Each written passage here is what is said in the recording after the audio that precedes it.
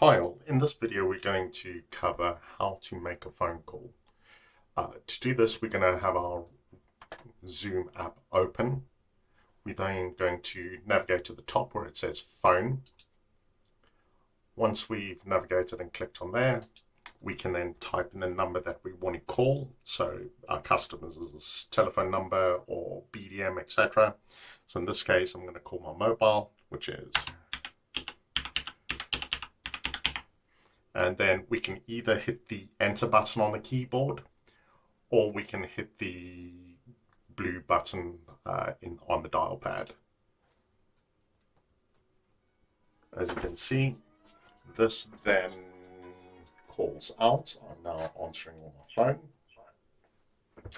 I've now muted it just so that you don't get any feedback. And now we can continue having a conversation, etc. There are obviously several options on the keypad, but I will go through those in a later video.